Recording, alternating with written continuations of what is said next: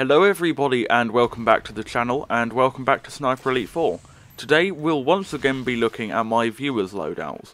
I got a huge number of suggestions both in my Discord server and in my comments on YouTube, which was really great to see, but just so I'm not here for the rest of my life trying loadouts which run along the lines of Mosin, Nagant, MP40 and Welrod, I will be limiting the loadouts in this video to just the ones submitted on my Discord server. Which, by the way, you should join because I'll be doing more community videos like this one on there, so check it out.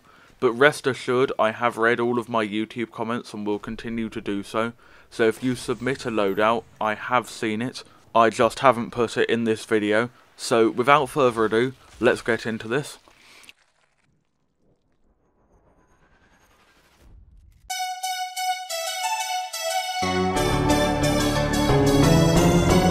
The first loadout we will be looking at today is Boldface's loadout, which is designed for multiplayer. So reluctantly I hopped onto multiplayer, put my hour and a half worth of Sniper Elite multiplayer into action, and tried to get the best recording I possibly could have, and then died to a bunch of M1 users. In all seriousness though, the Mosin Nagant is a left field pick for multiplayer, but if you're going to choose a bolt action then that is the one. The Thompson is a good choice, and a weapon that certainly lives up to its famous name with solid performance.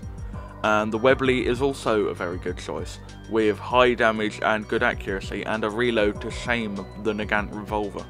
Milaneso uses the Mosin Nagant, which is a good choice, the Trench Gun, which I've got a newfound admiration for, having used it in Zombie Army 4, and the Welrod, which is absolutely the best silenced pistol, and there is no debate to be had here.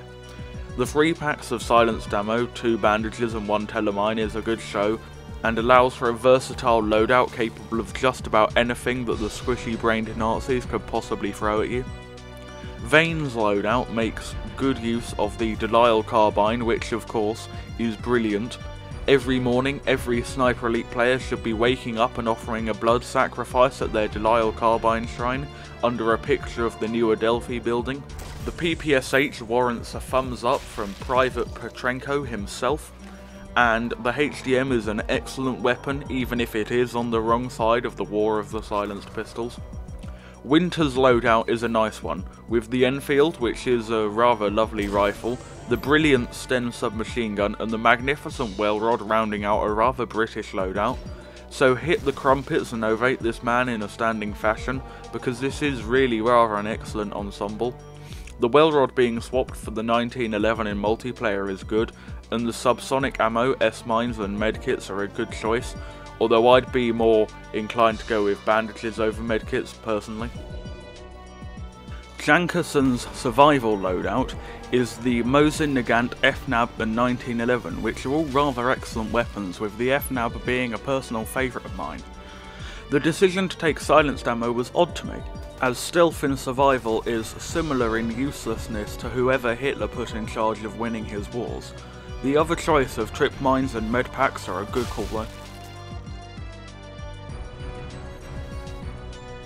Micronation Enjoyer submitted his old loadout, which consists of the Kar98K, which is an excellent rifle. I slammed it a bit in my ranking every rifle video, and I still believe that before upgrades it's a low tier weapon.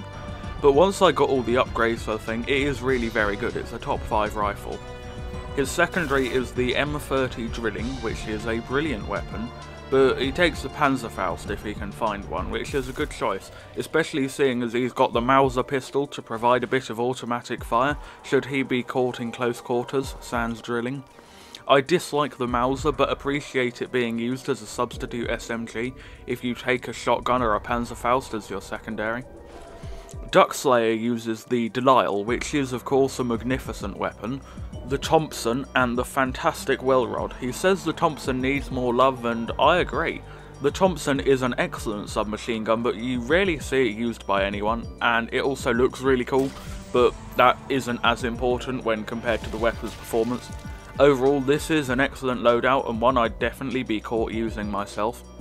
And now we're going to be taking a look at the loadout my dad uses when he plays the game. He takes the Delilah like a champion, the trench gun and the Mauser pistol. He takes a medkit, one bandage, one of each type of mine and a hand grenade, which is a fairly foolproof loadout, perfect for stealthy and also quite fun if you need to go loud. He says he only ever really uses the Delilah, and if he could trade the Mauser pistol for an extra piece of equipment, he probably would. And that's a testament to the magnificence of the Delilah. It's so good, he doesn't even have to use any other weapons because it covers all bases so well. As long as the bases aren't over 150 meters away, windy, on Authentic Plus or on a Tuesday. Almog uses the Carcano, Sten and TT-33. There isn't too much to say about this. The best guns in the game from each class all in one loadout makes really quite the Nazi stomper. The use of the bandages, telemine and rifle and pistol suppressed ammo is a good combination and allows for stealth and anti-vehicle tactics whilst still maintaining the versatility that these three guns offer by standard. Marco's loadout includes the Springfield, which is an excellent choice of rifle, the FNAB, which is the thinking man's submachine gun, and the HDM for stealth purposes, although he sometimes switches it out for the Luger when going loud.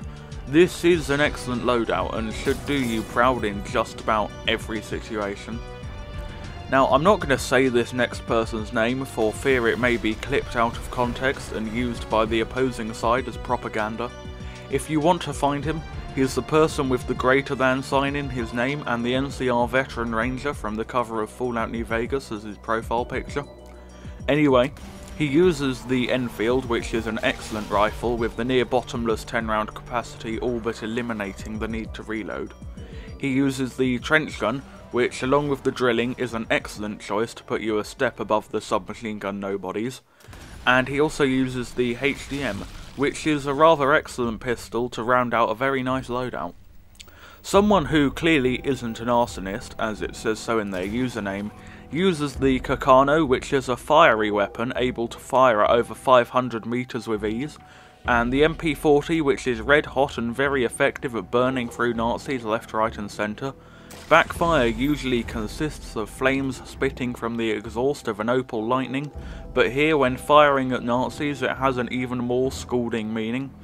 The well rod is a very hot topic within the community, with the burning question being, is it better than the HDM, and of course it is. Red hot loadout is very nice. Nine-tailed Fox takes the Enfield, which is a surprisingly popular rifle. The drilling, which as I've said is excellent, and the 1911, which gets a lot of love, and quite right, because not only is it very good in the game, it was also excellent in real life, with the powerful 45 ACP cartridge, the single stack magazine allowing for concealed carry, and the fact that it is the longest serving weapon in military history. WolfyHD takes the Delilah carbine, the grease gun, and the well rod or HDM. Personally, I'm not a huge fan of the grease gun, but I do really like the Delilah and the well rod. These two make up the ultimate stealth combo for rather quiet Nazi annihilation, and any loadout with the Delilah is a good loadout, so this one gets the thumbs up from me. JLKJ's loadout is crafted specifically for the Authentic Plus difficulty, so I arose from the safe haven of Sniper Elite difficulty to gingerly dip my toes into Authentic Plus difficulty for a decent recording. The Mosin Nagant makes it easy to hit headshots reliably at hundreds of meters, so even a buffoon like me can easily kill people from afar. The PPSH is a good choice, because you don't have to worry about all that nasty reloading, and the choice of either the Nagant or Tokarev sidearms are both excellent. Henry 1 takes the Carcano FNAB and TT-33, which are all excellent choices. These guns cover all bases and are effective in all situations, which I think is why people like them so much. Henry takes 3 silenced rifle ammo and 3 silenced pistol ammo, which is how equipment should be done. Everything else you can find, so just take what you can't find, and it also lets you do a lot of stealth. You guys submitted loads of loadouts on the last video, and that was amazing, and I'm sorry I couldn't include them all, but rest assured I have read them all. I will not be doing another loadout video for a very long time, but I will keep the loadouts page on my Discord open, so if you want to put any of your loadouts in there for me to read, feel free to do so. I would also like to announce that I'm going to be doing a vote, so come onto the Discord server and I will let you guys vote on what you think the best loadout of both of these videos was.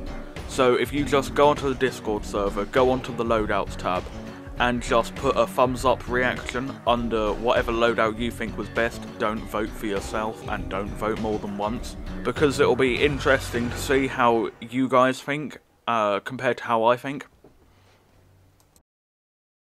Thank you everyone for watching the video. Remember to like, subscribe and comment. It costs you nothing and it's a great way to help out the channel. Stay safe and goodbye.